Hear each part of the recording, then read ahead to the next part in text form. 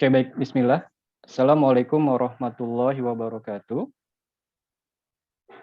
Waalaikumsalam Waalaikumsalam Waalaikumsalam warahmatullahi wabarakatuh.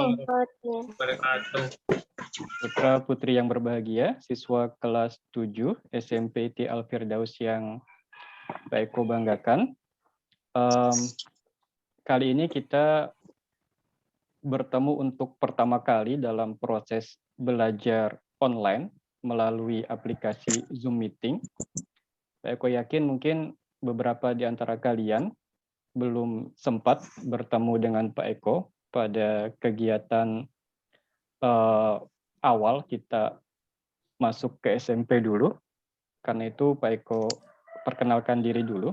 Nama Pak Eko, nama lengkapnya adalah Eko Priyo. Pak Eko mengampu mata pelajaran IPS dan PKN, ya. Dan untuk kelas 7 pada pertemuan kali ini sudah ada 14 orang yang bergabung. Jadi untuk mengabsen kehadiran akan Pak Eko lakukan nanti saja di akhir pelajaran supaya jumlah partisipannya lebih banyak dari yang ada sekarang. Baik, putra-putri yang berbahagia, pertemuan pada hari ini akan Pak Eko gunakan untuk membahas materi-materi yang sudah kalian buka di akun psikologi kalian masing-masing. Pak Eko akan review sebentar, dan nanti jika ada hal-hal yang perlu didiskusikan, maka akan kita diskusikan ya. Pak Eko akan membagi materi melalui layar kalian masing-masing. Silakan disimak sebentar.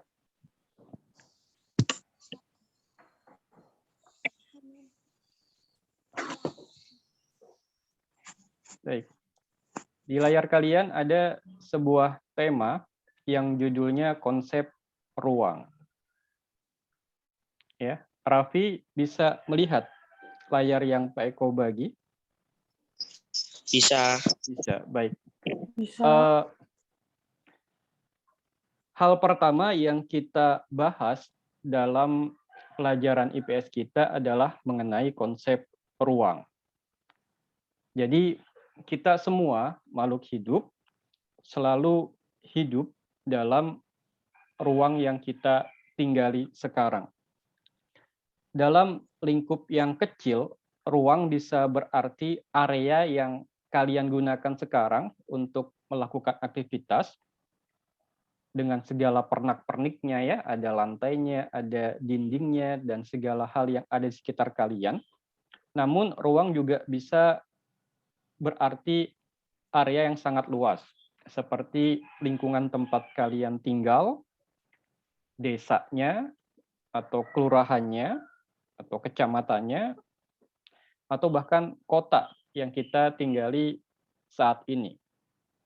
Semua termasuk dalam konsep ruang yang sedang kita bahas sekarang. Masing-masing ruang memiliki ciri khas dan keunggulan masing-masing. Jadi ada satu ruang yang memiliki ciri tertentu yang tentunya berbeda dengan ciri-ciri ruang yang lain. Misalnya area perkotaan akan sangat berbeda dengan area pedesaan. Jika kita memperhatikan, area pedesaan akan lebih didominasi oleh pemandangan berupa persawahan, perkebunan, dan sebagainya. Sementara area perkotaan akan didominasi oleh area pemukiman, perkantoran, pusat perbelanjaan, dan sebagainya. Nah, tentunya perbedaan-perbedaan penampakan keruangan ini akan membuat kehidupan orang-orang yang ada di dalamnya pun berbeda-beda.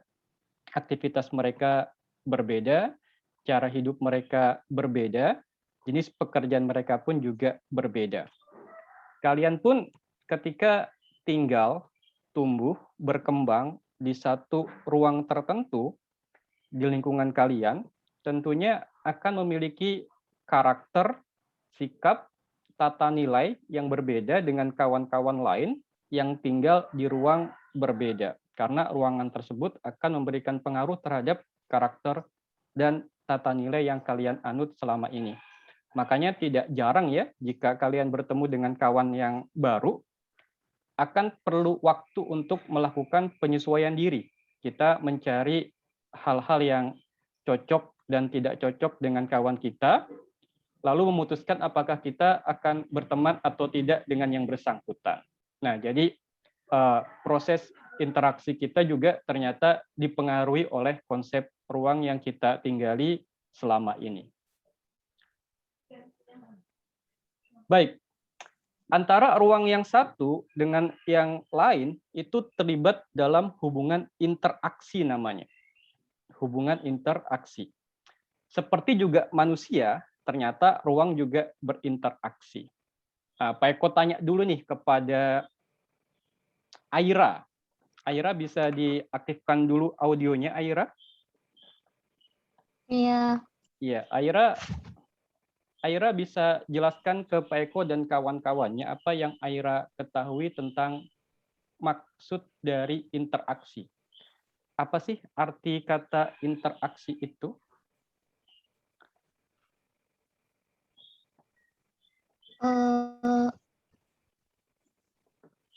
Interaksi itu adalah seperti nggak bisa menjelasinnya. Nggak bisa menjelaskan. Kalau contohnya Aira, seperti apa sih interaksi itu yang Aira ketahui?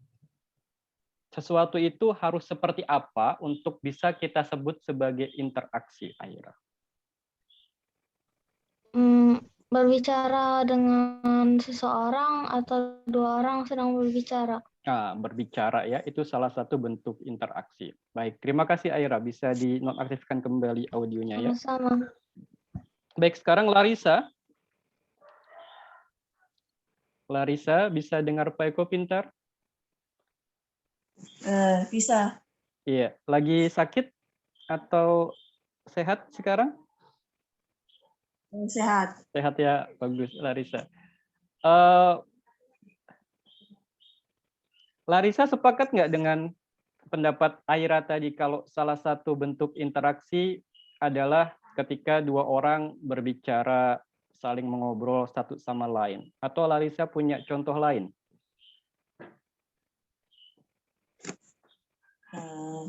Hanya setuju sih.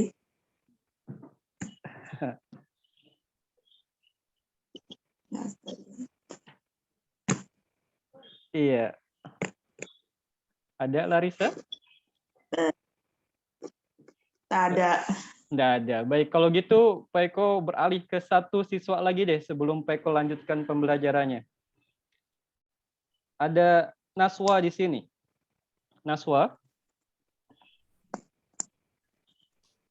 Nah, Naswa, kasih ke Pak Eko dan kawan-kawannya bentuk interaksi yang Naswa ketahui. Kalau tadi Aira mencontohkan ngobrol dengan kawan adalah bentuk interaksi, menurut Naswa bagaimana? Interaksi merupakan suatu proses yang sifatnya timbal balik dan mempunyai pengaruh terhadap tingkah laku baik melalui kontak langsung atau tidak langsung. Oke, ada hubungan timbal balik, baik itu melalui kontak langsung ataupun tidak langsung. Baik, terima kasih, bagus sekali Naswa ya. Sebagaimana hubungan antar manusia, hubungan antar ruang pun kita sebut dengan istilah yang sama ya, interaksi. Nah, kalau dalam hubungan antar manusia, misalnya antara Aira dengan Naswa, interaksi di antara kalian berdua itu bisa terjadi karena dua hal. Yang pertama, adanya kontak sosial.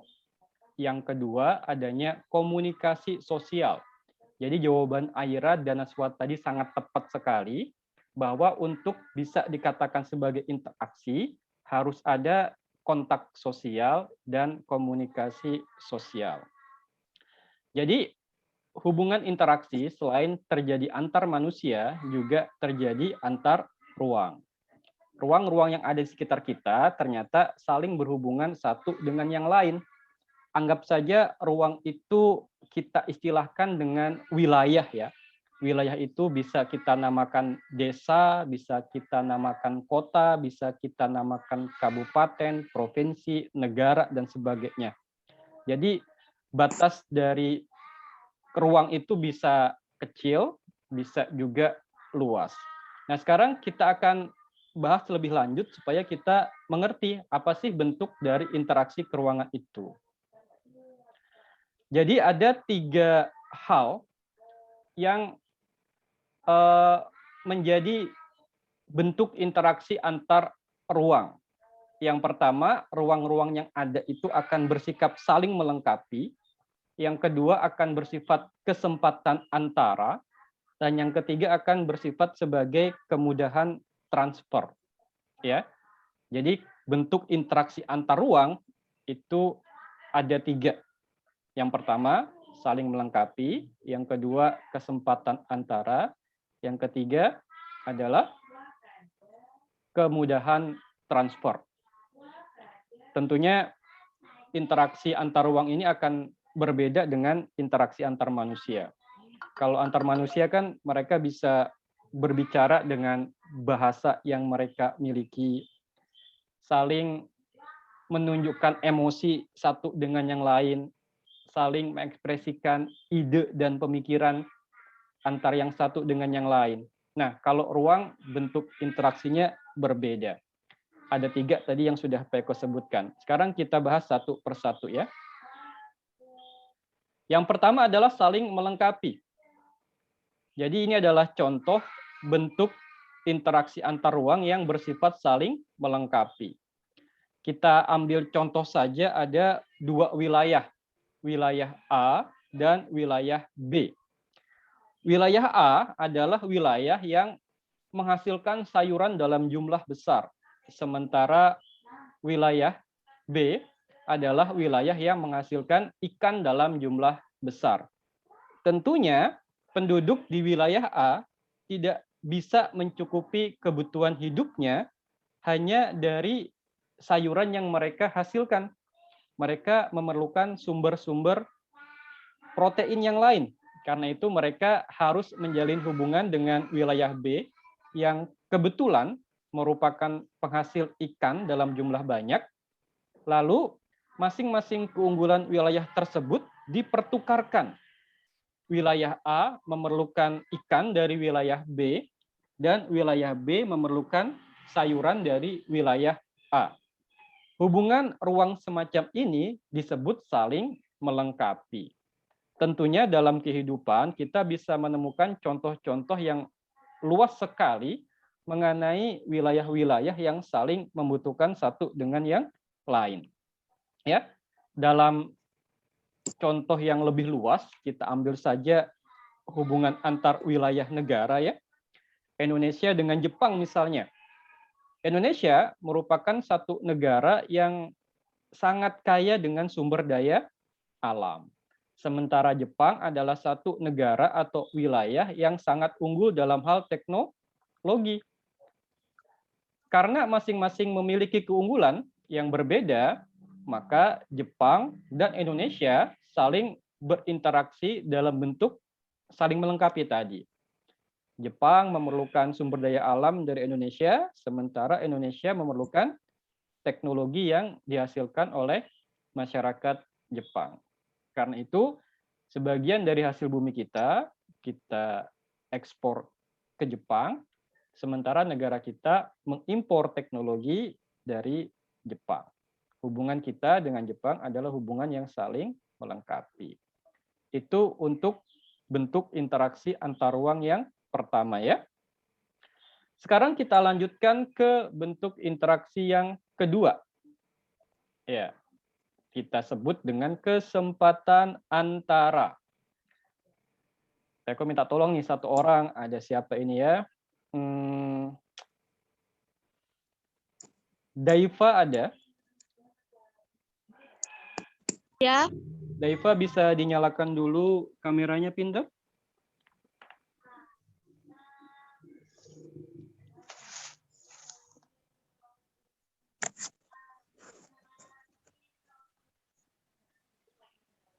Yang lain juga Peko minta untuk mengaktifkan kameranya ya, supaya Peko bisa lihat apakah benar-benar belajar atau tidak. Baik, Daiva baca, tolong bacakan apa yang tertera di layar Daiva. dari materi yang sudah Pak Eko bagikan. Apa itu kesempatan antara, Daifa? Kesempatan ada antara merupakan suatu lokasi yang menawarkan alternatif lebih baik sebagai tempat asal maupun tempat tujuan.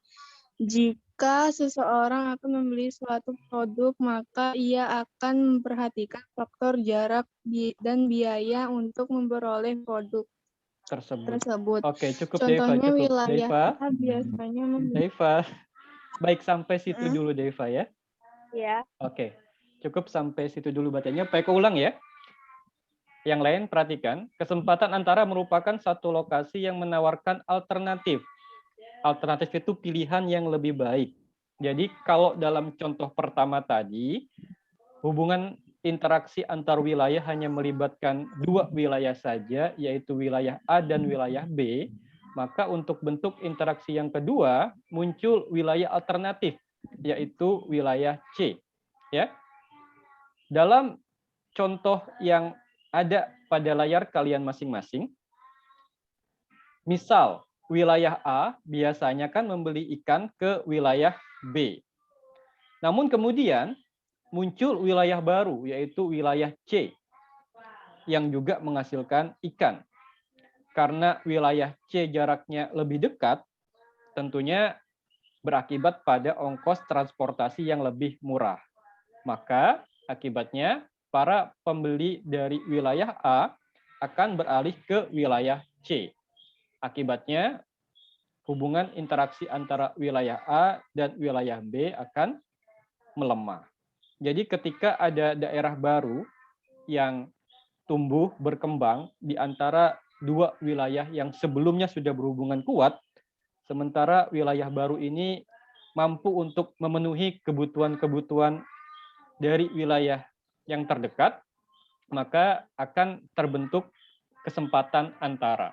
Dalam contoh ini, wilayah A akan lebih suka menjalin hubungan dengan wilayah B karena jaraknya lebih dekat. Kebutuhan mereka yang awalnya dipasok oleh wilayah B, sekarang bisa dipenuhi oleh wilayah C. Akibatnya hubungan antara A dan B yang sebelumnya kuat, setelah munculnya wilayah C semakin melemah. Nah, itu maksud dari kesempatan antara ya. Jadi kemunculan pusat-pusat produksi baru akan mempengaruhi hubungan satu wilayah dengan wilayah-wilayah lain yang sebelumnya sudah mereka jalin hubungan dengan mereka. Karena wilayah baru ini lebih menjanjikan. Jadi dalam kehidupan yang nyata, misalnya ada satu negara seperti contoh pertama tadi ya, Indonesia dengan Jepang, yang saling berinteraksi karena masing-masing punya keunggulan. Kita ambil saja permisalan, andai kata Jepang yang secara geografis lebih dekat dengan Filipina, jadi jarak antara Jepang dengan Filipina itu kan lebih dekat kalau dibandingkan antara Jepang dengan Indonesia. Kita anggap saja ternyata Filipina mampu menghasilkan sumber daya alam sebaik Indonesia. Maka tentunya hal ini akan menjadi pilihan baru bagi Jepang daripada mengambil sumber daya alam jauh ke Indonesia, maka lebih ekonomis bagi mereka, lebih singkat bagi mereka untuk mendapatkan sumber daya alam yang mereka butuhkan dari negara Filipina. Ya, jadi kehadiran Filipina di antara Indonesia dan Jepang akan membuat kesempatan antara bagi Jepang untuk mendapatkan sumber daya alam yang lebih baik. Contohnya begitu. Baik, sekarang kita akan berlanjut ke bentuk interaksi yang ketiga. Nah, kemudahan transfer. Baik, untuk yang ini Peko minta tolong. Yang bertiga ini siapa? Ada Asya, ada Anissa, Amalia, dan Hani.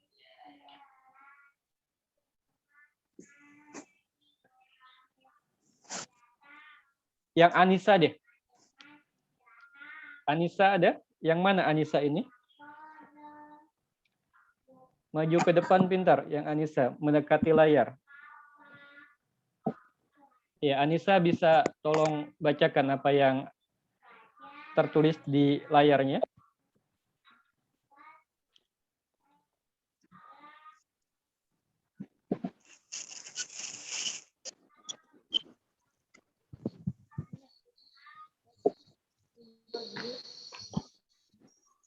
Ya, silakan, Anissa.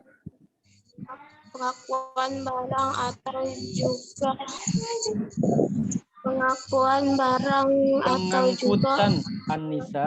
Pengangkutan, oh iya bukan pengakuan. Yuk, diulang lagi bacanya. pengangkutan barang atau juga orang memerlukan biaya Mm-mm, dia untuk terjadikan interaksi mm-mm. Terus, tersebut sampai selesai. lebih rendah dibandingkan dengan keuntungan yang diperoleh Iya. jika dia akan terjadi kemudian dan biaya yang diperlukan juga sangat tergantung pada keterusan infrastruktur Struktur. Mm-mm. serang dan prasaran. Sarana dan prasarana. Suaranya semakin kecil, Anissa. Udah, ayo, Peko bantu ya. Anissa, terima kasih. Udah, bisa Peko bantu sekarang ya. Jadi bentuk interaksi yang ketiga itu, yang tadi dibacakan oleh kawan kita, Anissa, adalah kemudahan transfer atau transferability. Pengertiannya adalah begini. Pengangkutan barang atau juga orang itu memerlukan biaya. Biaya untuk terjadinya interaksi harus lebih rendah dibandingkan keuntungan yang diperoleh. Jika biayanya terlalu tinggi dibandingkan dengan keuntungan, maka interaksi tidak akan terjadi. Jadi misalnya wilayah A ingin menjalin interaksi dengan wilayah B. Anggaplah orang-orang di wilayah A ingin mendapatkan ikan dari wilayah B. Tapi rute yang harus ditempuh untuk menuju ke wilayah B itu sangat jauh dan memerlukan ongkos sangat mahal. Kalaupun mereka memaksa untuk menempuh ke wilayah B, lalu mendapatkan ikan yang mereka butuhkan, maka nilai ikannya itu nggak sebanding dengan ongkos perjalanan yang demikian jauh dan panjang. Kalau udah seperti itu, maka interaksinya akan susah terjadi. Interaksi akan lebih mudah terjadi jika jarak tempuhnya singkat dan ongkos perjalanannya murah. Jadi misalnya ada seseorang yang ingin makan siang, tapi makan siangnya di Singapura, ya. Satu porsi makanan harganya mungkin cuma 50.000. Tapi proses dia harus ke Singapura, harus naik pesawat dulu ya, harus menuju restoran yang dia inginkan lebih besar dibandingkan nilai porsi makanan yang dia pesan di sana. Nah, kalau udah seperti itu, maka harus dipertimbangkan jika ongkosnya terlalu besar dibandingkan kepuasan yang kita capai, maka usaha kita untuk menuju ke wilayah tersebut akan berakhir pada kerugian. Nah, hal ini akan menghambat interaksi.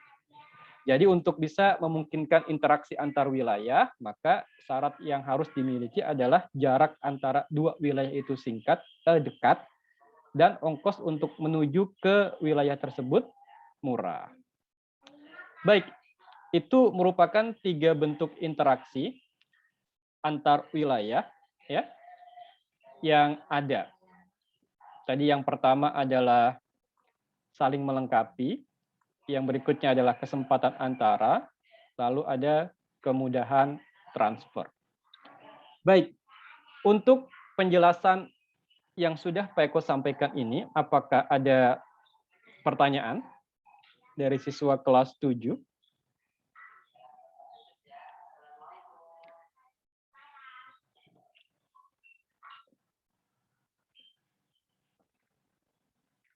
Alin?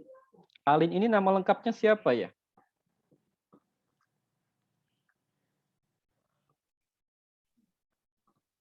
Alin bisa dinyalakan ya?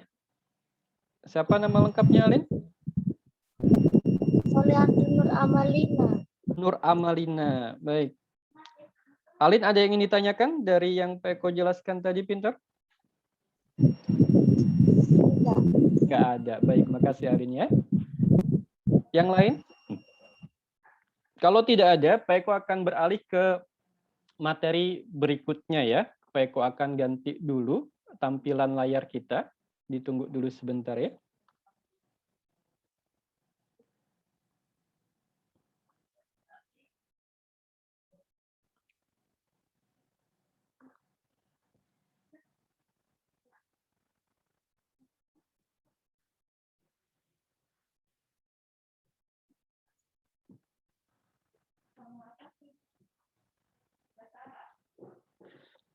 Baik, tema kedua yang kita bahas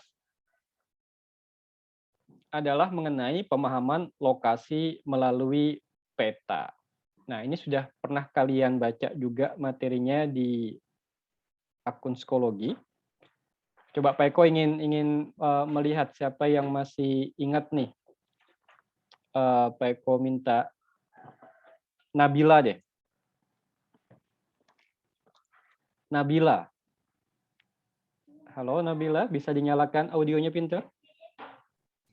Ya Ustadz, Iya. Ustadz, ya Pak. Nggak apa-apa, mau panggil Ustadz, mau panggil Pak juga boleh ya. Baik Nabila, mana Nabila tadi kok tiba-tiba hilang di layar Pak Eko? Sebentar Pak Eko cari dulu di mana Nabila. Oh ini ada, Nabila Aida. Nabila, jelaskan ke Pak Eko dan kawan-kawannya apa itu peta, Nabila.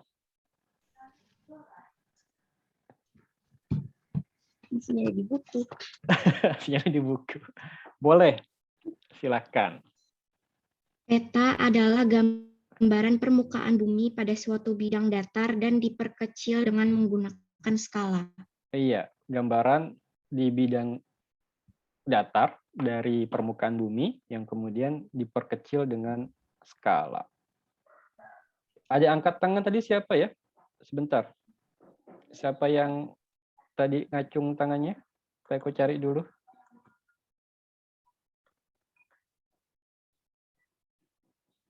Oh, nggak ada ya. Baik. Makasih Nabila atas penjelasannya kepada kita semua. Sama-sama. Baik, tadi peta seperti yang Nabila katakan adalah gambar permukaan bumi yang dituangkan dalam bidang datar lalu diperkecil dengan skala. Ya. Untuk bentuk peta sendiri, Pak Eko rasa kalian sudah sering melihatnya sejak sekolah di tingkat sekolah dasar ya. Ada peta Kota Samarinda, ada peta Provinsi Kalimantan Timur, dan lain sebagainya. Dari peta yang menggambarkan satu daerah hingga peta yang menggambarkan satu dunia juga sudah pernah kalian lihat. Nah, tujuan dari peta, jika kita hubungkan dengan pembahasan kita tentang ruang di awal pertemuan tadi adalah bahwa dengan adanya peta, kita bisa lebih memahami hubungan antara wilayah yang kita tinggali sekarang dengan daerah-daerah lain di sekitar kita. Dengan melihat peta, kita bisa melihat posisi Samarinda itu di mana, daerah terdekatnya itu daerah apa, jarak kita dengan daerah-daerah sekitar itu jauh atau tidak. Nah, dengan begitu kita punya kesadaran bahwa ternyata kita itu tinggal tidak hanya di satu wilayah yang terbatas, tapi juga di suatu wilayah yang sangat mungkin menjalin interaksi dengan wilayah-wilayah lain dalam lingkup yang tidak terbatas. Samarinda, kota tempat kita tinggal, ternyata bisa menjalin interaksi dengan Banjarmasin lewat jalur darat.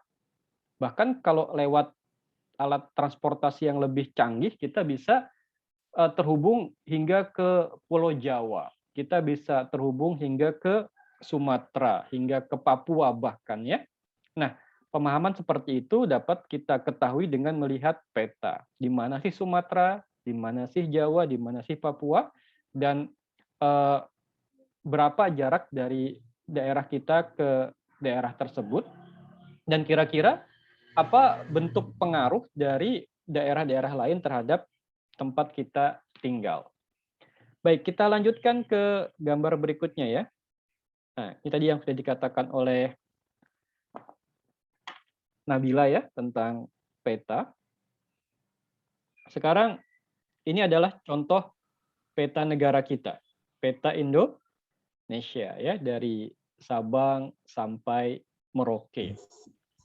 Dengan melihat peta semacam ini, kita bisa mengetahui posisi kita jika berada dalam negara kesatuan Republik Indonesia itu adanya di mana. Oh, ternyata kita ada di Kalimantan Timur ya. Kalimantan Timur merupakan satu provinsi dari Pulau Kalimantan. Posisi kita ada di tengah-tengah, diapit oleh dua pulau besar, yaitu Pulau Sumatera dan Pulau Sulawesi. Di bawah kita, ya di bagian bawah pulau kita ada Pulau Jawa. Nah, dengan pemahaman seperti itu, kita menjadi paham bahwa ternyata kita tidak sendiri. Kita dipengaruhi dan mempengaruhi oleh daerah-daerah di sekitar kita. Adapun pertanyaan yang muncul di layar ini tidak usah dijawab dulu, nanti saja ya. Dibaca saja. Baik, ini adalah hal-hal yang harus ada dalam peta. Yang pertama, judul peta. Tentunya peta harus punya judul. Ini daerah apa yang sedang dipetakan. Kalau nggak ada judulnya kan susah. Ketika kita ingin menggunakan peta kota Samarinda, ketika peta itu tidak memiliki judul ini menggambarkan wilayah mana, kita bisa saja salah dalam menggunakan peta. Lalu ada orientasi arah, ya, ada utara, selatan, barat, dan timur. Ada simbol peta. Simbol peta ini untuk menggambarkan penampakan-penampakan tertentu dalam peta, di mana bandara misalnya, di mana ibu kotanya, dan lain sebagainya. Lalu ada garis koordinat, garis yang memperlihatkan posisi daerah tersebut di permukaan bumi, sesuai dengan garis lintang dan garis bujurnya. Lalu ada inset. Inset itu merupakan satu gambar tambahan yang menunjukkan bagaimana lokasi daerah tersebut jika dibandingkan dengan lokasi daerah yang lain di sekitarnya. Lalu ada legenda. Legenda itu kotak tambahan dalam peta yang menjelaskan data-data tambahan yang diperlukan untuk memahami peta tersebut. Lalu ada sumber peta, siapa yang buat, tahun berapa dibuat, dan sebagainya ya. Baik, ini penjelasannya lebih lanjut ya, ada judul peta. Jadi peta itu tidak selamanya hanya menggambarkan permukaan muka bumi saja. Ada peta-peta khusus yang dibuat dengan tujuan-tujuan tertentu. Misalnya peta penggunaan lahan. Ada peta yang digambarkan khusus untuk menunjukkan lahan-lahan di permukaan tanah itu digunakan untuk apa. Misalnya lahan pertanian akan ditunjukkan dengan daerah peta yang berwarna hijau. Daerah pemukiman warnanya lain lagi, kuning. Daerah dataran tinggi warnanya merah, dataran rendah warnanya oranye, dan sebagainya. Jadi lebih kepada apa sih fungsi lahan di daerah tersebut, maka dibuatkan petanya khusus untuk menggambarkan fungsi lahan saja ya. Jadi tidak semua peta itu menggambarkan hanya permukaan bumi saja. Ada peta-peta yang dibuat khusus. Ya, ada juga peta misalnya peta persebaran penduduk. Jadi daerah mana saja yang penduduknya padat, mana saja yang penduduknya jarang, bisa kita lihat dari peta. Misalnya daerah peta yang berpenduduk padat itu warnanya lebih terang dibandingkan peta yang berwarna lebih muda. Jadi ada juga peta yang seperti itu ya. Nah, ada skala peta. Skala peta menunjukkan perbandingan jarak di peta dengan jarak yang sesungguhnya. Contohnya, jika skala peta itu adalah 1:1 juta, berarti objek yang jaraknya 1 cm di peta, maka di permukaan bumi yang sebenarnya berjarak 1 juta cm. Jadi peta itu memiliki skala yang fungsinya untuk membandingkan antara jarak peta dengan jarak sebenarnya di permukaan bumi. Seperti contoh tadi, kalau 1:1 juta, maka 1 cm di peta mewakili 1 juta cm di permukaan bumi yang sebenarnya. Ada orientasi utara. Jadi biasanya orientasi arah di peta itu hanya menunjukkan utara saja sebagai penunjuk utama. Kalau utaranya diketahui, maka daerah selatan, timur, dan baratnya pun akan mudah untuk diketahui. Kemudian ada simbol. Nah, ini simbol peta tadi ya.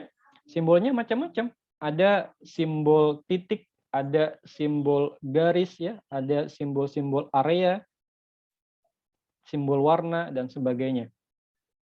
Misalnya kalau simbol titik, ibu kota negara itu diberi kotak berwarna merah, ibu kota provinsi diberi lingkaran berwarna merah, dan sebagainya ya. Lalu juga ada simbol garis untuk menunjukkan mana sungai, mana jalan raya, mana jalan desa, dan lain sebagainya.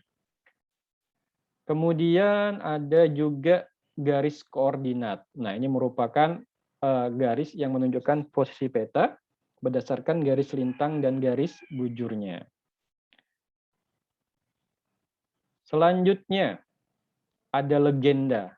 Ini legenda adalah biasanya box atau kotak tambahan yang diletakkan di dalam peta yang kita gunakan, yang isinya merupakan informasi-informasi tambahan yang dibutuhkan untuk bisa lebih memahami dan membaca peta tersebut. Lalu ada sumber peta menunjukkan siapa yang membuat peta, ya, tahun berapa dibuatnya. Jangan sampai kita menggunakan peta dari pembuat peta yang tidak akurat, ya. Jadi untuk bisa memfungsikan peta dengan baik, tentunya peta tersebut harus dibuat oleh pihak yang mampu membuat peta dengan akurat. Kapan dibuatnya? Karena bisa saja peta yang dibuat 10 tahun yang lalu sudah tidak menggambarkan keadaan yang sebenarnya, karena dalam jangka waktu 10 tahun bisa saja ada penampakan-penampakan alam yang berubah.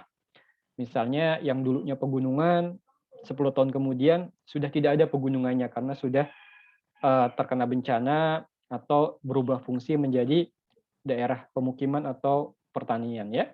Jadi itu tujuan dari ditampilkannya sumber peta dalam petanya. Kemudian, nah, letak dan luas Indonesia. Jadi pembahasan kita berikutnya yang sudah Pak Eko muat di psikologi adalah mengenai letak dan luas Indonesia ya. Jadi Indonesia itu bisa kita lihat letaknya pertama secara astronomis, yang kedua secara geografis, yang ketiga secara geologis. Yang pertama secara astronomis dulu ya. Jadi letak Indonesia secara astronomis itu adalah letak Indonesia jika dilihat dari garis lintang dan garis bujurnya. Nah, dalam hal ini negara kita jika dipetakan dalam peta dunia seperti yang kalian lihat pada gambar, maka negara kita terletak di antara 95 bujur derajat bujur timur hingga 141 derajat bujur timur dan 6 derajat lintang utara hingga 11 derajat lintang selatan.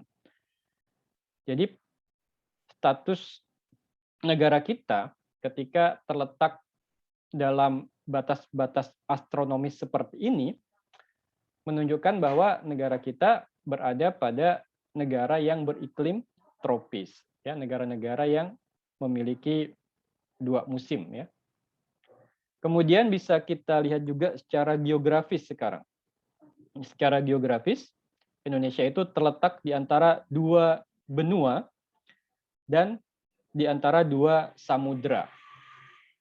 Kita diapit oleh 2 benua besar, yaitu benua Asia yang terletak di sebelah utara dan benua Australia yang terletak di sebelah selatan. Indonesia juga terletak di antara 2 samudra, yaitu Samudra Pasifik dan Samudra Hindia. Hal itu membuat negara kita strategis ya, karena posisinya berada di antara 2 benua besar. Artinya sangat memungkinkan untuk menjadi pusat perdagangan menjadi negara yang digunakan sebagai tempat transit bagi kapal-kapal yang sedang mengangkut barang-barang dagangan antar negara. Mereka bisa menggunakan negara kita sebagai wilayah transit. Kemudian ada juga letak geologis ya. Sebentar, Pak Eko carikan dulu. Letak geologis di sini ada.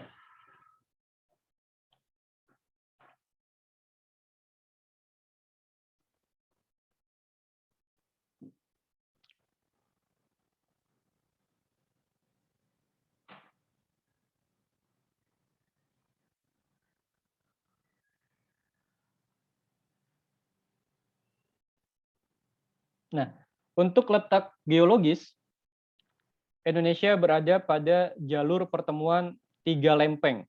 Lempeng itu bagian dari permukaan bumi yang terus-menerus bergerak ya.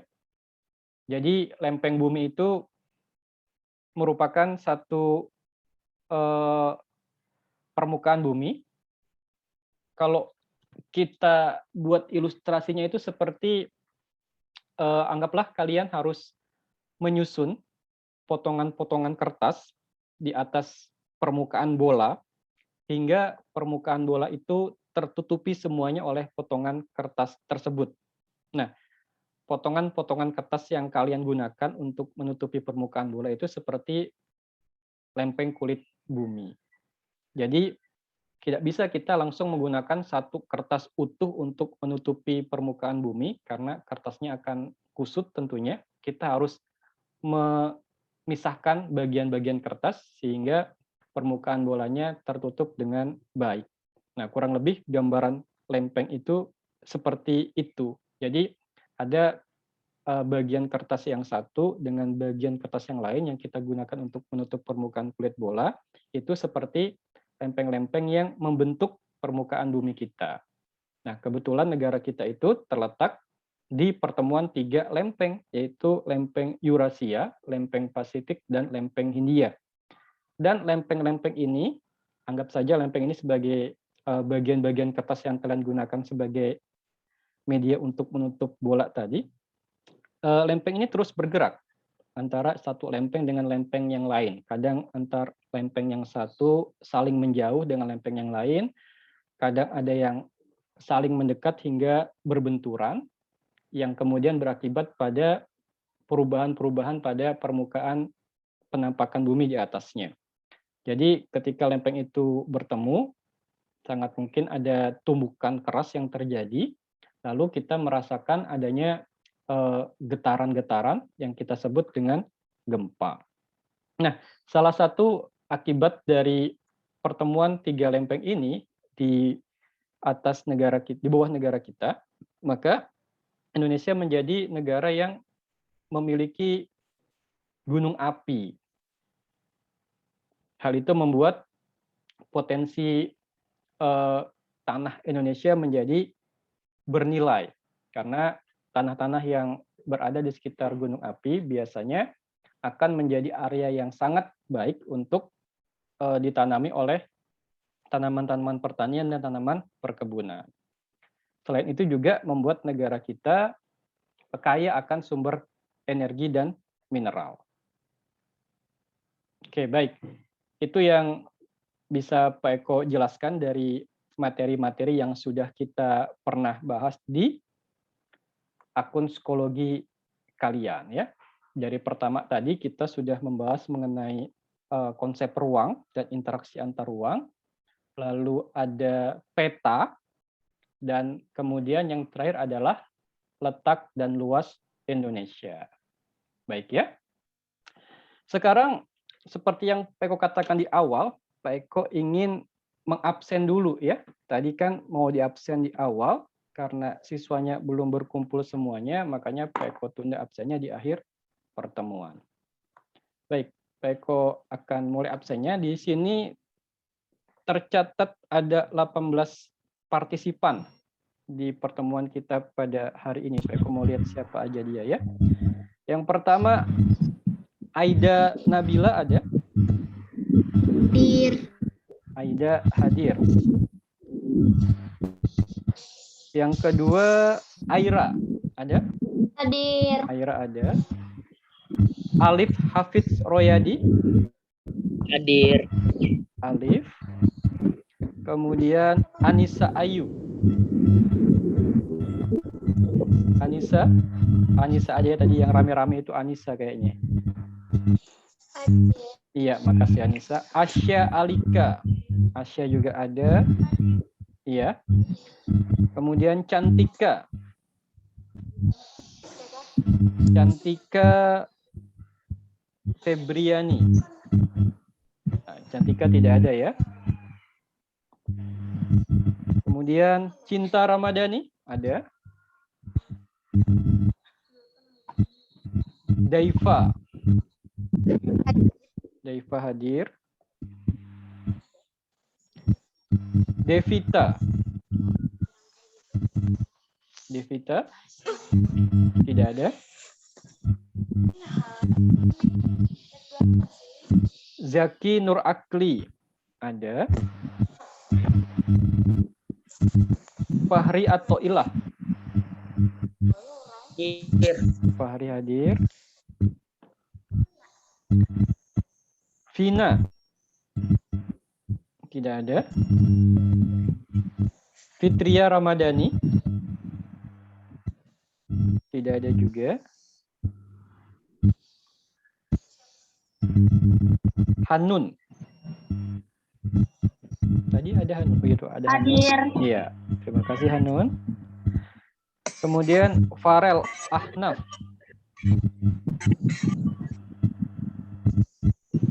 Farel tidak ada. Hazel Ar-Rafi. Hadir, Pak. Baik, Hazel. Kemudian Irfan Saputra. Irfan tidak ada. Kemudian Noval. Noval pun tampaknya tidak ada. Revanza Erza. Hadir. Revanza ada? Oh, ada Revanza ya. Iya, terima kasih Revanza. Syamil tidak ada. Syafana Naimah. Hadir. Yang mana? Syafana, oh, Naswa ya. Baik, terima kasih Naswa. Naswa. Kemudian Naura. Hadir, Pak. Naura, ya, terima kasih Naura. Nida Khairin. Nida tidak ada. Raffi Kusuma. Raffi juga tidak ada. Kemudian setelah Raffi, Revin.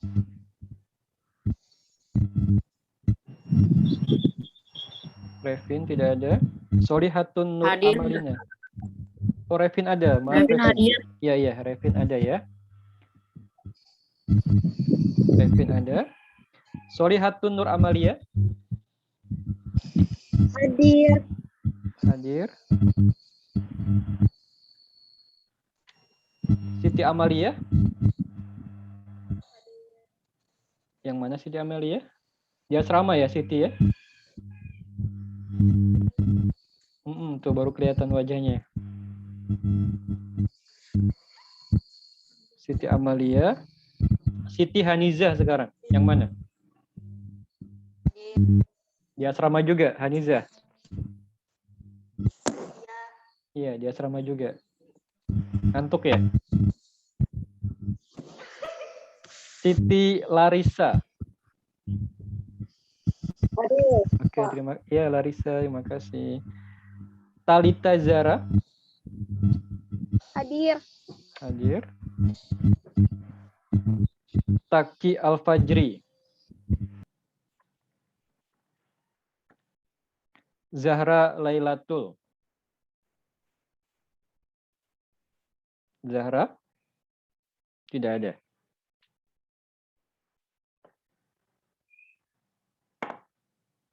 Baik, putra-putri yang berbahagia, dari 3 materi yang sudah kita bahas tadi, mulai dari materi mengenai ruang, konsep ruang, lalu ada materi mengenai peta, dan kemudian yang terakhir materi letak dan luas Indonesia. Apakah putra-putri kelas 7 ada yang ingin disampaikan?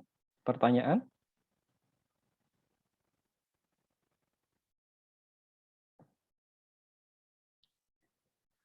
Yang di asrama ini ada berapa siswa? Ada 4 ya putrinya?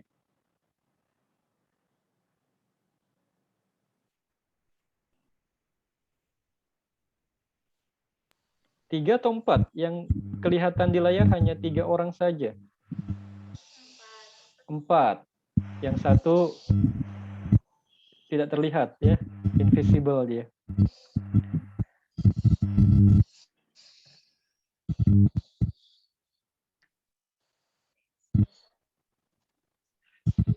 Baik, Pak Eko ingin bertanya kepada putra-putri sekalian dari materi yang kita bahas tadi. Salah satu yang sempat Pak Eko tanyakan di akun psikologi adalah apa fungsi peta ya dari masa lalu sebelum teknologi berkembang dan fungsi peta ketika teknologi sudah berkembang. Nah, ada nggak masih ingat jawabannya? Coba di sini. Bentar.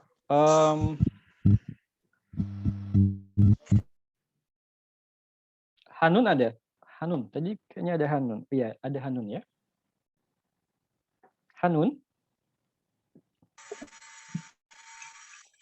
Ya, Iya, Hanun. Hanun masih ingat nggak jawaban Hanun di psikologi waktu itu?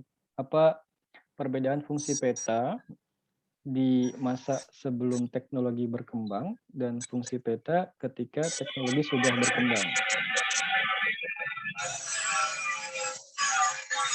dapat menunjukkan kedalaman laut sebelum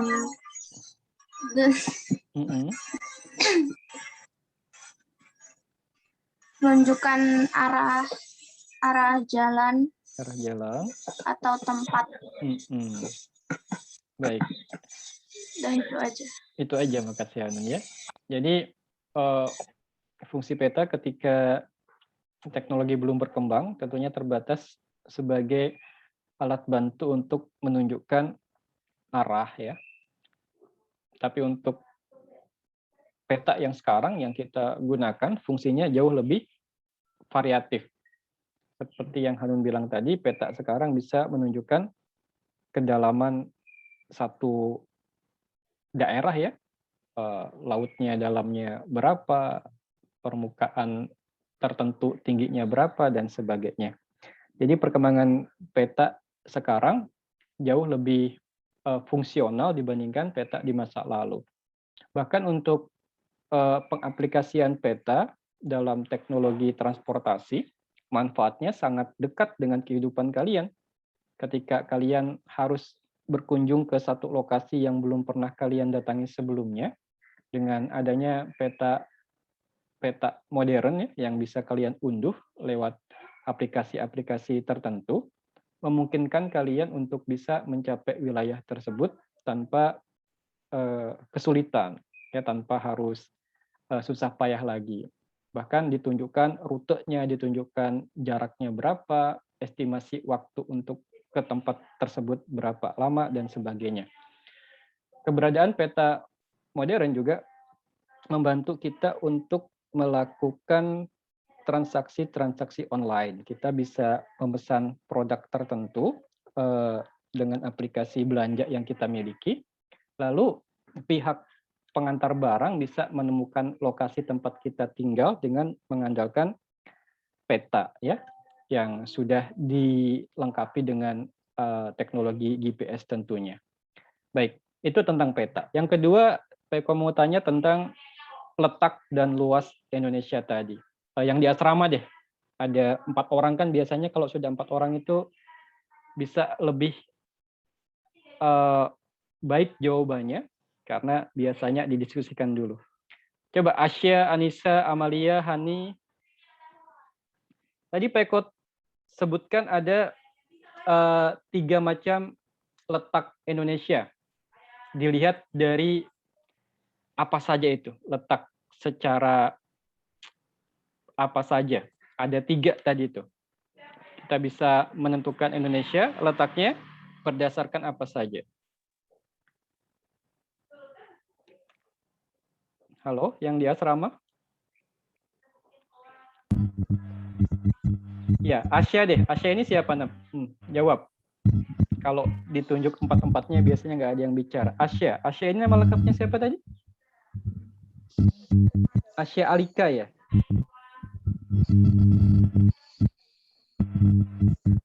Mendekat coba Asya ke layar.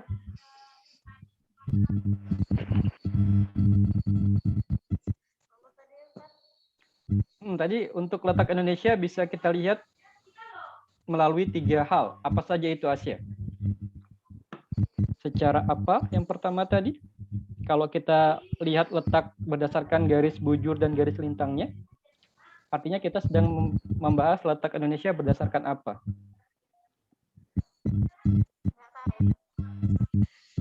Ya, Asya?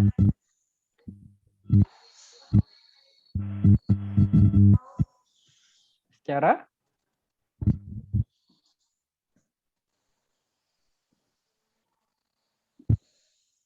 Suaranya Kak kedengaran? Nggak tahu. Jawabannya kok nggak tahu. Zaki, Nur Akli, angkat tangan. Kenapa Zaki?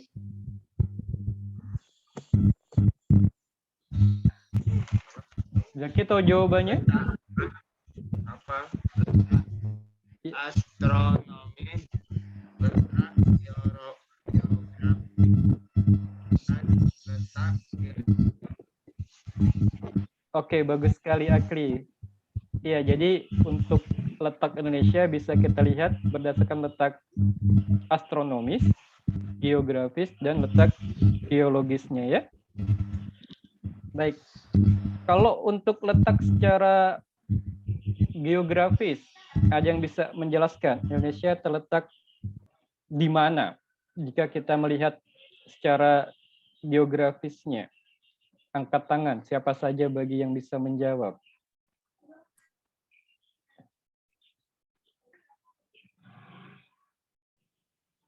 Letak geografis Indonesia. Ayo, Pak. Benua Asia dengan benua Australia. Sebentar, siapa ini? Dan Samudra India dan Samudra Pasifik. Baik, Naswa bisa berikan jawaban Naswa? Indonesia berada di antara 2 yakni benua Asia dan benua Australia. Berada di antara 2 samudra, yakni Samudra Hindia dan Samudra Pasifik. Oke, baik, terima kasih Naswa ya. Ada 3. Ada 2 posisi yang bisa kita jelaskan ketika harus menyebutkan posisi Indonesia secara geografis, yaitu terletak pertama di antara 2 benua, benua Asia dan benua Australia, dan terletak di antara 2 samudra. Baik, terima kasih Naswa ya. Terakhir, pertanyaan terakhir. Naswa sudah, Zaki sudah. Apa bentuk-bentuk interaksi antar ruang yang kita bahas di awal tadi? Ada 3 tadi ya. Interaksi antar ruang itu bisa berwujud apa saja?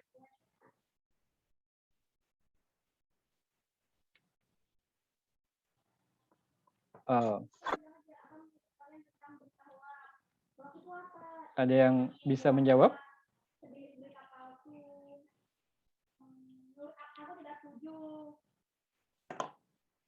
Silakan, angkat tangan. Di layarnya bisa Pak Eko lihat bagi yang ingin mengacungkan tangan.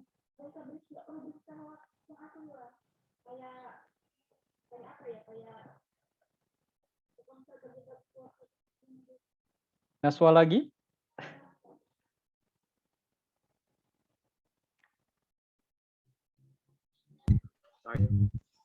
Oh, Zaki, coba Zaki dulu ya. Apa Zaki? Saling melengkapi Iya. kesempatan antara Mm-mm. kemudahan transfer. Kemudian transfer. Baik ya, terima kasih Zaki. Baik, putra-putri yang berbahagia, siswa kelas 7 yang Pak Eko banggakan. Untuk pertemuan pada kesempatan kali ini, Pak Eko sudah menyampaikan 3 materi dan Pak Eko sudah menanyakan beberapa hal pada kalian. Kesempatan terakhir buat kalian, apakah ada yang ingin ditanyakan? Kalau tidak ada, maka pertemuannya bisa kita cukupkan, kita akhiri. Pak Eko sudah memposting pada hari ini tadi materi baru dan tugas yang harus kalian kerjakan di psikologinya. Jadi setelah meeting Zoom-nya selesai, silakan diakses kembali psikologinya untuk mengerjakan tugas-tugas yang ada di sana ya. Baik, sekian dari Pak Eko. Pak Eko sekali lagi ucapkan terima kasih atas perhatiannya. Pak Eko akhiri. Assalamualaikum warahmatullahi wabarakatuh. Waalaikumsalam warahmatullahi wabarakatuh. warahmatullahi wabarakatuh.